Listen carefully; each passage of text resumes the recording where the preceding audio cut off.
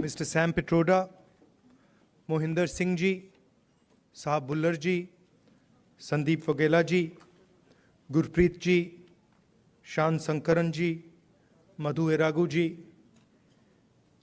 brothers and sisters, friends, and I don't see the children who sang, but where are they? Yeah. I'd like to welcome all of you and thank all of you for coming here, and also thank the wonderful children for the song they sang. It was sung very movingly and very well.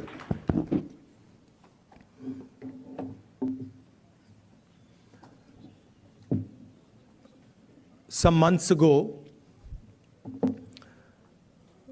we started a walk from Kanyakumari to Kashmir.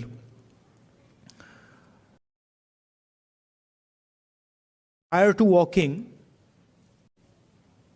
we were finding that the normal tools that we used to use for politics, conversations like this, public meetings, was simply not working anymore. All the instruments that we needed to do politics in India, they were controlled by the BJP and the RSS. You know, people are threatened, cases are put on people, agencies are used on people. So we also are finding that in some way it had become quite difficult to act politically. And that's why we decided to walk from the southernmost tip of India to Srinagar. And when we started, I thought, okay, देखेंगे क्या होता है.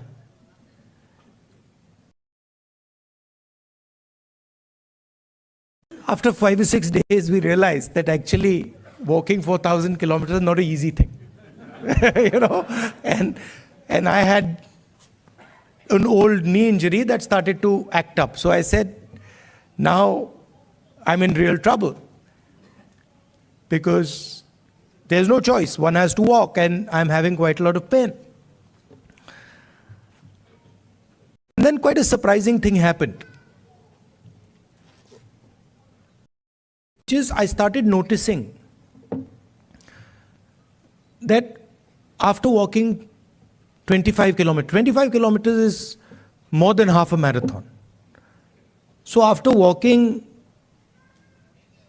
2-3 weeks, every day 25 kilometers, I suddenly realized one afternoon that it's strange, but I'm not feeling tired at all. I get up in the morning, 6 o'clock we used to start, and we used to end walking at about 7:38 in the evening, and I was like, this is very strange. I'm not feeling tired at all. What is this? And then I started asking people around that, भाई, ये हो क्या रहा है? आपको थकान हो रही है? Everybody is saying to me, थकान तो नहीं हो रही. It's very strange. We're not feeling tired. So I started to think about it, and I realized that actually what was going on was that it was not us that was walking. It was India that was walking with us. Right? And the large mass of people who were coming, all religions, all communities, everybody, kids, they were creating an atmosphere of love and affection where nobody was feeling tired. Almost as if everybody was walking together. सब जुड़ के चल रहे थे और उसमें किसी को थकान नहीं हो रही थी, एक दूसरे की मदद हो रही थी. And that's where we came up with the idea. नफरत के बाजार में मोहब्बत की दुकान खोली.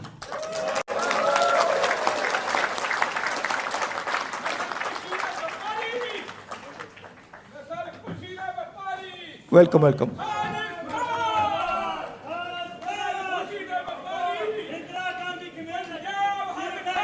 नफरत के बाजार में मोहब्बत की दुकान।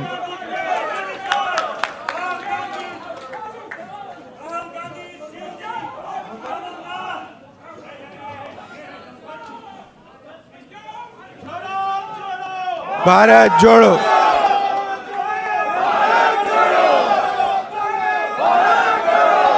See, the interesting thing about us, about the Congress party, is we have affection towards everybody. If someone wants to come and say something, regardless of what they are saying, we're happy to listen to it. We're not going to get angry. We're not going to get aggressive. We'll nicely listen to it. In fact, we'll be affectionate to them. We'll be loving to them, because that's our nature.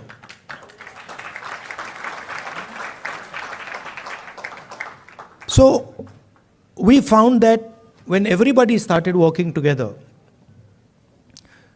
completely different type of energy started coming.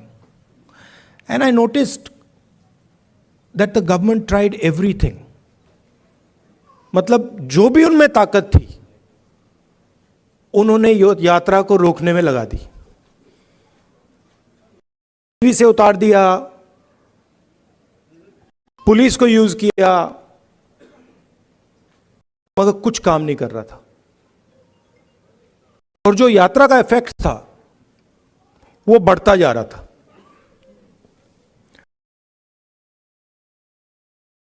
क्यों हुआ? क्योंकि आप सबने हमारी मदद की।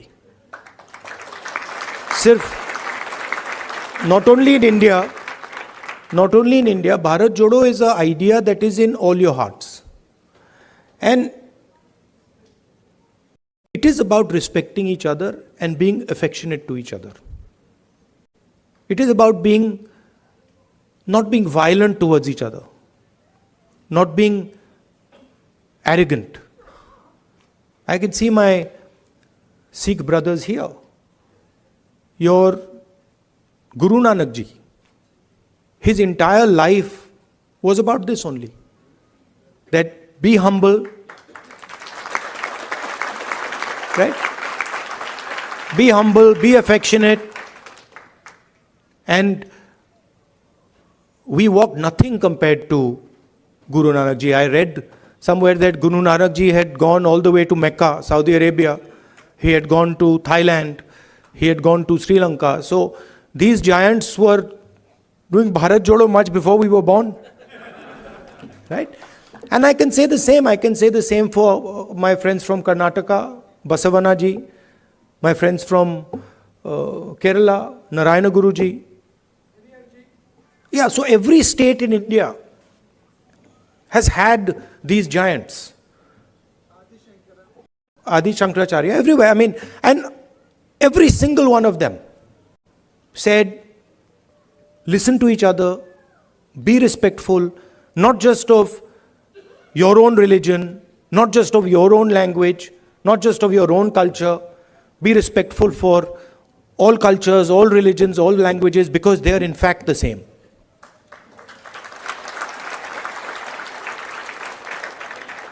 And the assault that is taking place in India, it's taking place on our way of life. Sam Pitroda ji said that he grew up with all people living happily. Different languages, different religions. And that is what is being attacked.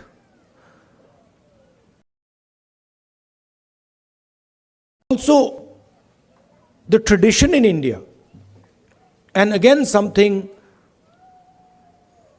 leaders like Guru Nanak ji, Basavana ji, Gandhi ji emphasized,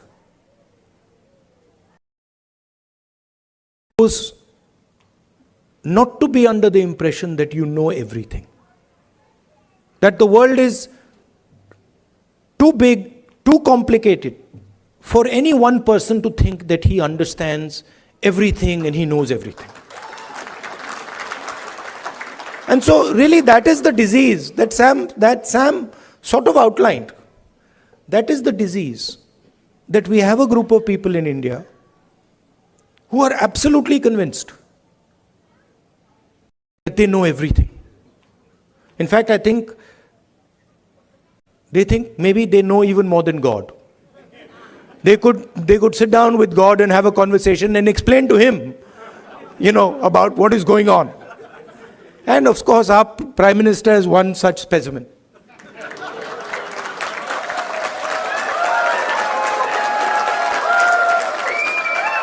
I think if you sat Modi ji down next to God, Modi ji would start explaining to God how the universe works. Right?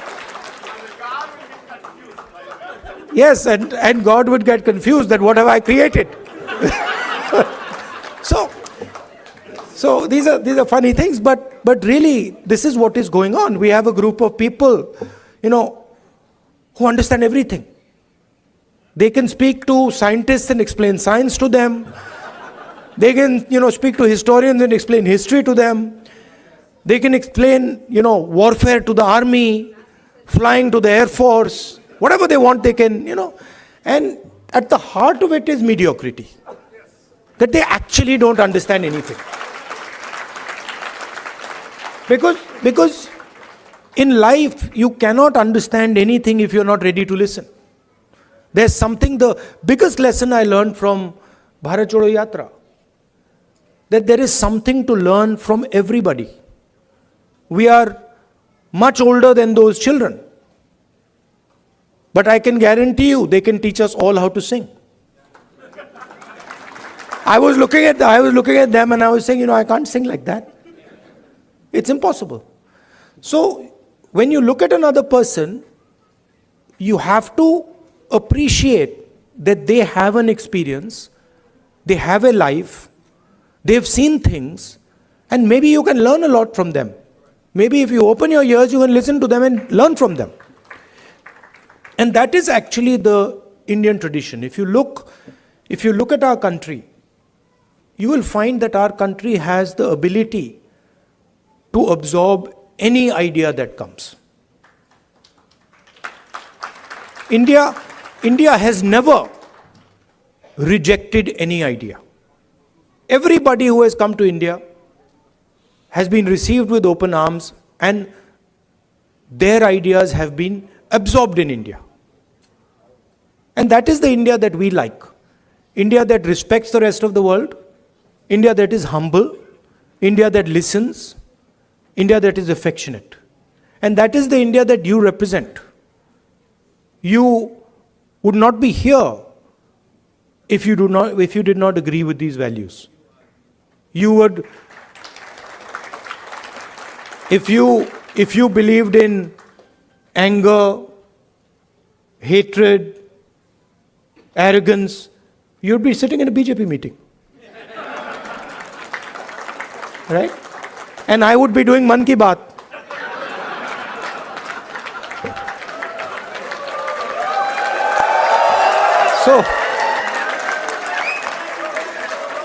So thank you very much for holding up the Indian flag in America, showing the American people what it means to be Indian, respecting them, respecting their culture, learning from them, and also allowing them to learn from you. You make us all proud. When we think of our country, you're all our ambassadors.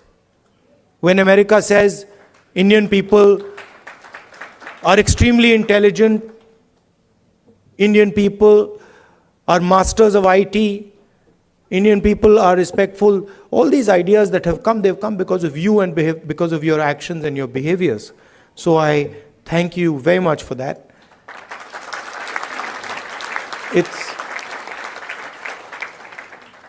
I came here this morning, Sam organized the flight, I arrived 16 hours, after 16 hours flying, 6:30 in the morning.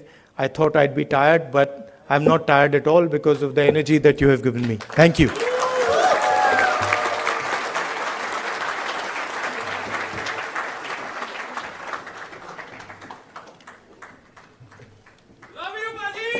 Love you, love you. Now they've asked me to answer your questions. Yes. See that few questions. That also would not happen in a BJP meeting. Yes. No questions there. Okay. Only answers. Thank you. Yeah. Thanks, everyone. Could you please sit down? Thank you. Thank you. So we have many organizations which support. 4 or 5 questions. Yes, sir. Okay, quick. Yes. Or opinions. It doesn't, whatever. Yes. Yeah, but So when we you have. ask people questions, they automatically assume opinion is included. Yes. So we have women who played major contribution for this program to be successful. We have women empowerment organization which helped us to make this event successful. So they have a question specific to women, and I would request Ms. Jhansi Reddy garu to ask that question. Mic. Just give me the other mic. Welcome, Rahul ji, for California. And as a Women Empowerment Telugu Association, my name is Jhansi Reddy. So I would like to ask you 2 questions regarding this women bill that has been, in the court for almost more than half a century. So when the Congress comes in power, Which women's bill? the women's reservation rights. So that bill has been there for more than a quarter century. So as a Congress leader, what is your thoughts on it and how are you going to deal with it? That's of my first question. The second question is, in India, it's very hard for a woman for the safety issue. So what are we going to, offer our next generation of the girls in India? Thank you. So on the women's reservation bill, we are committed to that. We wanted to pass it in the last government, but some of our allies were not too happy with it, and they didn't give us the support for that bill. But I'm confident when we come to power, we'll pass that bill. I think part of the answer to your second question lies in the first question. If we empower women, if we involve women in the political system, if we give women space in the governance of the country, if we give women space in the businesses of the country, we will automatically make them safer. So I think involving them in politics, involving them in business, involving them in running the country are the way to give them power. Thank you. Thank you. So we have another Tamil community organization, who united entire Tamil organizations, and they have expressed their support. So they might differ on the Congress party, but they have come here for the love of Rahul Gandhi today. So I would like to invite Mr. Pugal, if you are here. Yeah. Thank you, Sandeep. Hello, Rahul ji. My name is Pugal Anbu. I'm the president of Indo-American Society for Science, Reason and Free Thought. I also represent Tamils who live in Bay Area. On behalf of our people and on behalf of people who believe in science, reason and free thought, I would like to point out we are honored, humbled and most truly proud of your journey about opening up the shops of love on the streets of hate all over the India. Tamils have long tradition of harboring brotherhood mindset throughout their civilization. 3,000 years ago, our forefathers said, Yadum ure yavarum kelir, pirapukkum ella uyirkum. Translation, all human beings are created equal and every town is our town, everybody is our relative. To us, India is like European Union, with each state having its own language, its own tradition, its own festivals, its own cuisine, dress code, way of living, etc., etc. They are all different, yet we live under one country called India. Therefore, it is deeply saddening to us when someone from the union government trying to impose one language, one culture, one tradition, one religion, one school, etc. Recognizing this diversity to make India a robust country, our beloved leader, the Dravidian icon, former Chief Minister Dr. C.N. Annadurai proclaimed, both in Parliament and in public forums, for Manilathil Suyachi Mathiyil Kootachi, which means autonomous rule at the state level and federal rule at the union level. Dear Rahul ji, you have studied in America and you have traveled within United States extensively, and you know much better than anyone else in this room that America is the best example of federalism. Each state has its own constitution, its own Supreme Court apart from federal laws. Whereas in India, Congress party did have its own share of problems in the past. But the times have changed. The new thinking has emerged, and you are the epitome of the new thinking. You are the beacon of hope and the streets of hate in India. Therefore, my question to you is that, like United States of America, what's your thought on making India as a true United States of India? Thank you, Ji. If you read our constitution, the definition of India in the constitution is a union of states. And within our constitution is the idea that the languages, cultures, histories of each one of our states has to be protected under the union. So what you're talking about is already incorporated in our constitution. It's already there. The BJP and the RSS are attacking that idea that you mentioned and also the Constitution of India. That's the fact. Now, for me personally,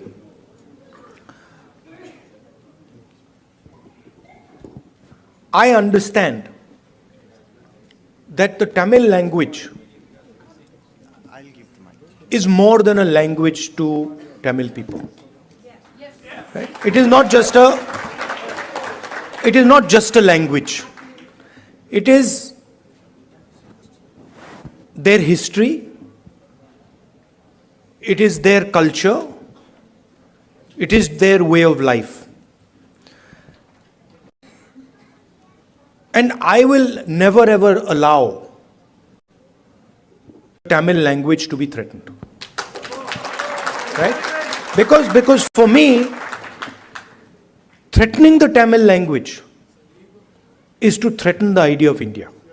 Just like threatening Bengali or threatening Kannada or threatening Hindi or threatening Punjabi are all attacks on India. Right? So, our strength, unlike many other countries, our strength comes from our diversity. Our strength comes from accepting that we are all different, but we can work together. And that is an idea that I'm sure you and the Congress party are protecting. Thank you. Thank you. Thank you, everyone. Please put your questions brief, respecting everyone's time. I know you have opinions, but please put your questions brief. Next question is Mr. Karthik from Ambedkar King Study Circle. Can we allow people to... Yeah, hold on. Yes. These are, please appreciate these organizations have put together this amazing event. All, there are Telugu, Tamil, Kerala, Kannada, all are together to make this event successful. Respect those organizations. Thank you. We'll do. We've got 5 questions, don't worry. There's more than enough. We can add a few also if you want.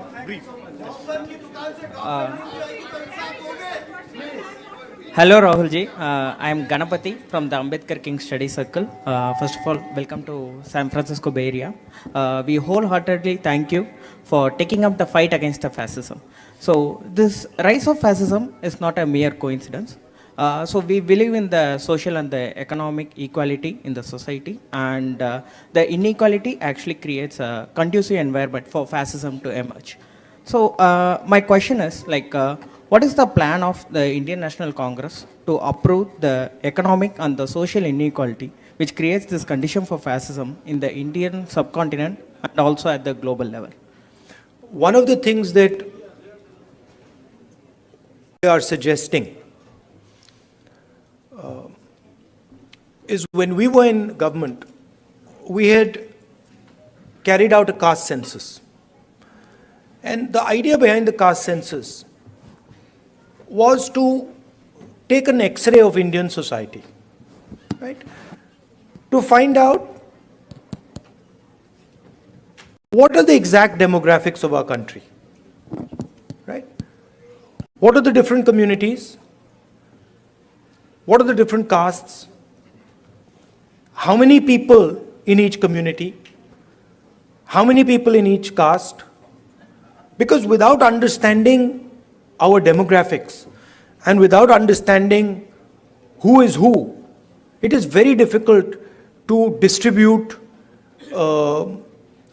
wealth, distribute power effectively. So that was one idea that we had. And we've been putting pressure on the BJP to release the caste census, the numbers in the caste census. They are, of course, not doing it. And we'll continue to apply pressure. And if we come to power, we will do that. But we are committed, as the Congress party, to make India a fair place. And we understand deeply that India today, in terms of its treatment of Dalits, tribals, poor people, minorities, is not a fair place, right? And there's many things that can be done. There is the Nyay scheme that we had, which was aimed at providing a minimum income to all Indians. There are ideas like Manrega. I think an increase in public education, increase in public health care. I think these are all things that can be done to make India a much more equal and fair place. Thank you. Thank you. We have our next question from Silicon Valley Christian community, Mr. Jay.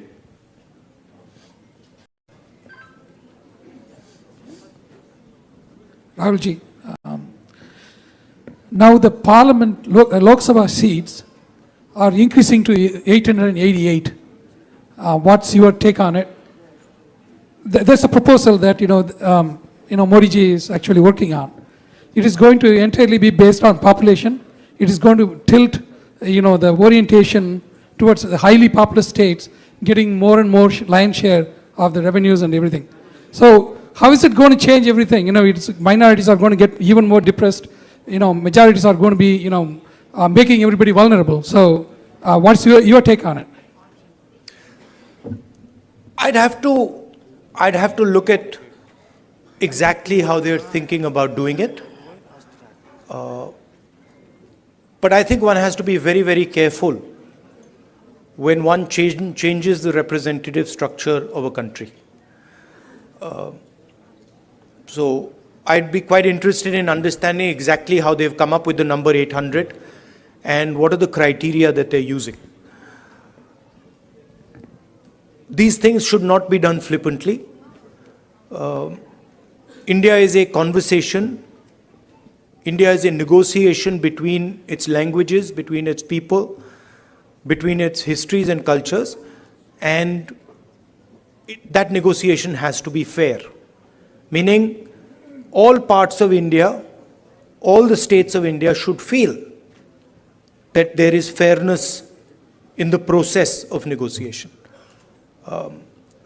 If I see exactly how they're coming up with 800 and what is the design, then I would be able to answer whether I agree with the number 800, but I haven't seen the way they're calculating it. He's kind of distracting everybody with that new parliament, building opening, and giving the center.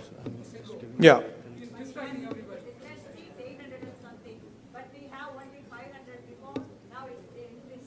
Yeah, but it depends how the ratios change.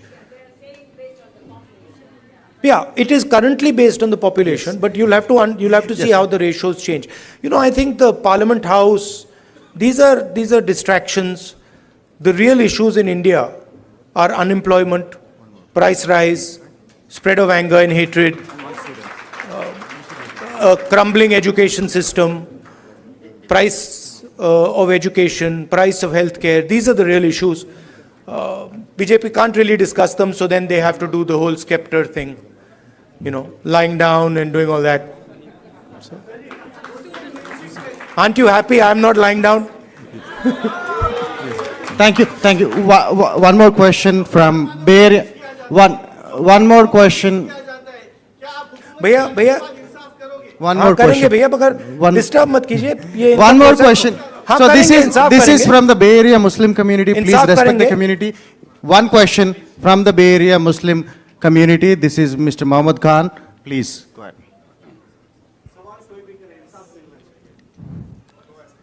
मिलेगा।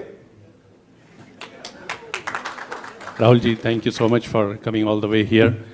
आपने जो ये नफरत के बाज़ार में मोहब्बत की दुकान खोली है, उसका बहुत बहुत शुक्रिया। I think this is something which we were starving for as Muslims from the Bay Area. We all want to thank you for your time and for your efforts in coming all the way here. As you know that, Muslims have the security threat today. It was never before. The way we see today, like whenever we call and talk to anybody, it's like, kya ho raha hai yahan pe? What's going on? There are so many different laws which are getting implemented, which were not even implemented earlier. If it is just of the security, it's okay. But then if it goes on and on, like inching up, le lijiye, Musliman bachon ko jo hai, they are putting in the jails for the crimes which they have not committed. What strategy will you adopt, or what hope are you giving to Indian Muslims, which is going to change the whole thing back to the point where we were and get back to the normal stream to develop India? The best way for me to explain that is the line नफरत के बाजार में मोहब्बत की दुकान. That is the best way I can say it, which is that it is felt most strongly by the Muslim community, okay, because it is done most directly to them. But in fact, it is being done to all minorities. I can guarantee you that the same way you are feeling attacked, I can guarantee you my Sikh brothers are feeling the same thing. I can guarantee you my Christian brothers are feeling the same, sisters are feeling the same thing, right? I can guarantee you the Dalit community is feeling the same thing, tribal community is feeling the same thing, right? In fact, anybody who is poor in India today, right, when he looks at the extreme wealth that a limited number of people have, in some way he feels the same thing that you feel, that what is going on? How is it that these 5 people have lakhs of crores and I have nothing to eat, right? So you feel it most because it is directed at you most aggressively. But it is a phenomena that is taking place against everybody in India, right? And you cannot cut hatred with hatred. It's impossible, right? You know that. You can only cut hatred with love and affection. And I was surprised at how easy it was to erase hatred in India. I was shocked. I didn't imagine that भाई इधर से उधर चलने से इतना असर पड़ेगा. I didn't imagine it. Right? Indian people, as you yourself have said, they don't believe in this stuff. They don't believe in hating each other. They don't believe in killing each other. This is a small group of people who have got control of the system, who've got control of the media, and who are fully supported by, big money. Right? But this is not the large mass of Indian people. I can guarantee you, I walked from Kanyakumari to Kashmir. I can guarantee you there are more people who believe in love and affection than hatred. Millions and millions more. So don't be pessimistic. Also, I'd like to point out another thing. This happens periodically in India. What is happening, for example, to the Muslim community in India today happened to the Dalit community in the 80s. If you went to UP in the 80s, the Dalit community, what is happening with the Muslims was happening with the Dalits there. So periodically this type of stuff happens and we have to challenge it, we have to fight it, and we have to fight it with affection, not fight it with hatred. We will do that. Thank you, Rahulji. And one last question from the most important community of entire world, that is students. So we have one interesting student from UC Berkeley who wants to, literally begging me to ask one last question. She promised that she would conclude it. Wait. One more question. Welcome, Rahul sir, and thank you so much for your win in Karnataka. You've made a lot of people very, very happy. We've literally cried tears of joy, so thank you. So my question for you would be, we have a lot of students who helped out here today. We really feel passionately for your cause, and which is our cause now. But what would you say to us? We want to go back to India, we want to represent our country, but we see how the athletes, the youth, the wrestlers in recent times are being treated. It's very undignified. We feel very discouraged. So what would you say to us to kind of bring the sense of wanting to go back out there for our country? Yeah, please realize that there's a huge distortion. India is not what the media shows. The media likes to show, a particular narrative.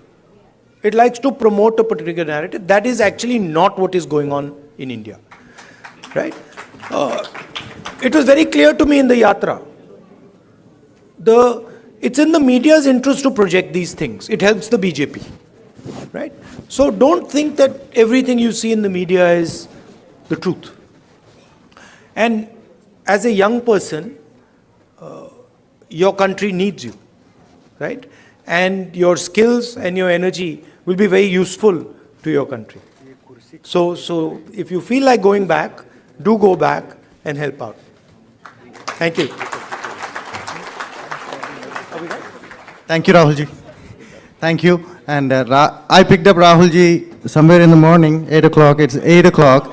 So please. 1 minute. So let me conclude it, right? He's a normal human being like us. He's not superhuman. He's a normal human being. Please, 1 minute. Let me thank the organization. So last question, I like the question, which is, what do I suggest that you do? Right? Yes. You are all ambassadors of a particular vision of our country.